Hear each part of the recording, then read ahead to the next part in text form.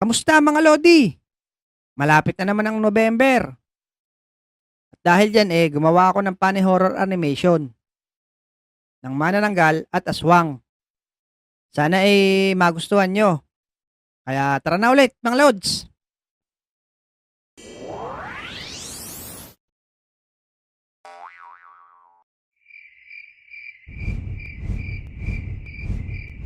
Ano ba itong bigay ni Mare? Napakatabang naman. Sabi ko, taasan ang sugar level. Makahanap na nga lang ng buntis. Teka, nasa na ba ako? In 100 meters, turn right. Turn right. Ay, hindi talaga maasahan to. Turn right daw. Nasa itaas ako. Ayun, may bahay doon. Nangangamoy buntis.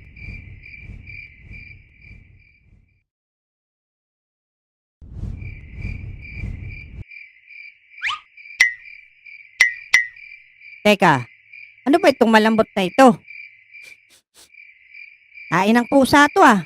Mainit-init pa. Ang baho. Amoy ko kahit wala akong ilong. Ayos to. May buntis nga. Hintayin ko lang kayong makatulog.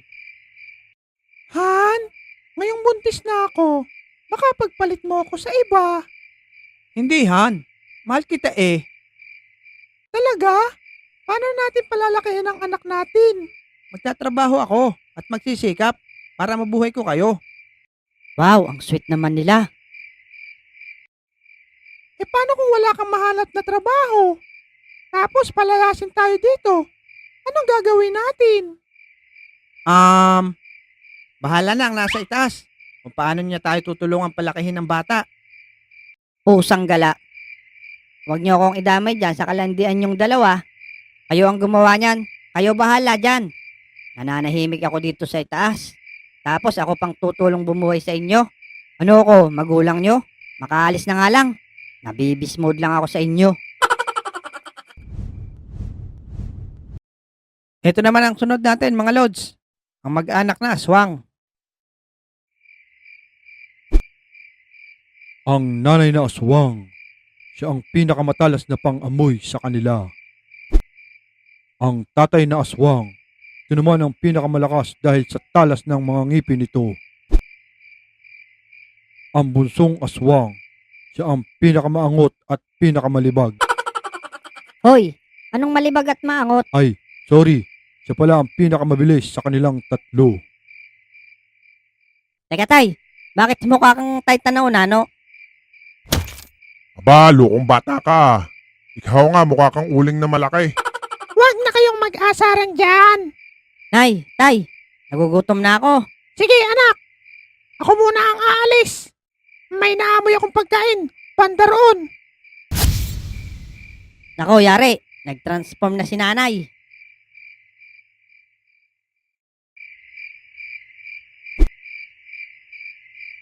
Naamoy ko na dito, sa itaas. Mukhang masarap ito. Yari ka sa akin. Papasukin na kita. Naku, yari. May barakong baboy pa. Hoy, anong ginagawa mo dito sa ilalim? Wala, nagpapahinga lang. Parang ang sexing baboy mo Hahaha. Naku, tumboy ako.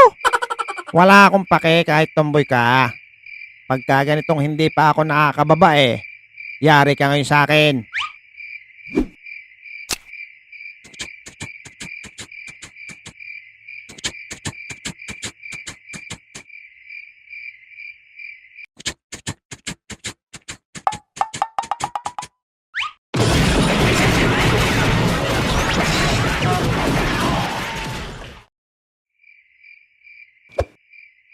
Anong nangyari sa'yo, nay? Naku anak, hindi ko alam. May barakong baboy pala ron. Ayun, yari. Binabahan ako. Hindi mo naamoy na may barakong baboy doon? May sipon ako. Sige, nay. Ako na lang hahanap ng makakain natin. Antayin niyo ako dito.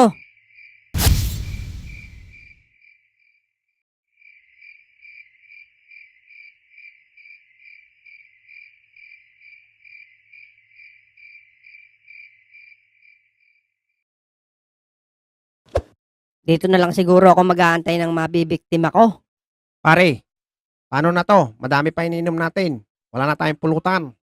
Oo nga pre, Wala na nga akong pambili. Ayun pre oh, kaso ng kapitbahay natin. Mga lokong ito ah. Parang pinagpaplanuhan ako ng mga ito ah. Oo nga pre, masarap yung gawing kaldereta. Tamang-tama, may dala akong itak. sakto rin. At meron din akong dalang sako dito. Naloko na. Gagawin pa ata akong pulutan ng mga ito. Tara na pre, huliin na natin.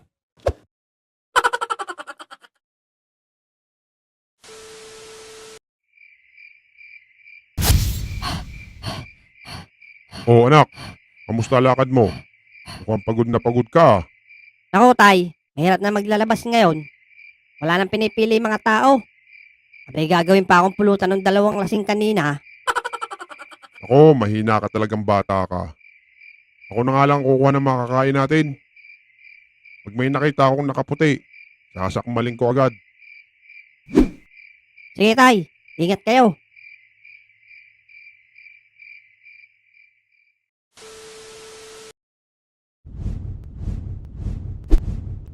Ay nako, di talaga maasa ng mag-ina ko pagdating sa pagkuha ng makakain. Hoy pare, kamusta? Asan si Mare?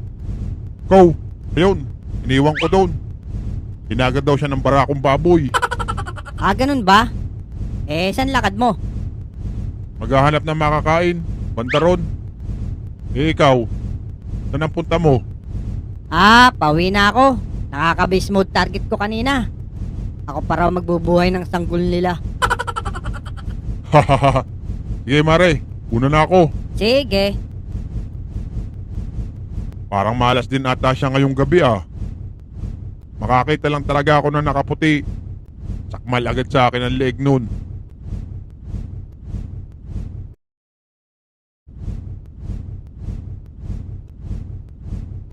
Ayun, may tao sa malaking bahay. Yari ka sa akin, boy.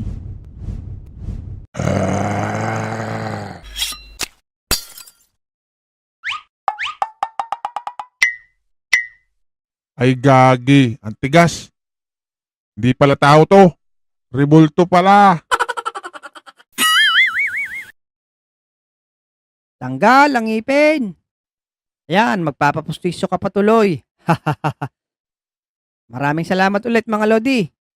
At happy Halloween everyone. Bye-bye.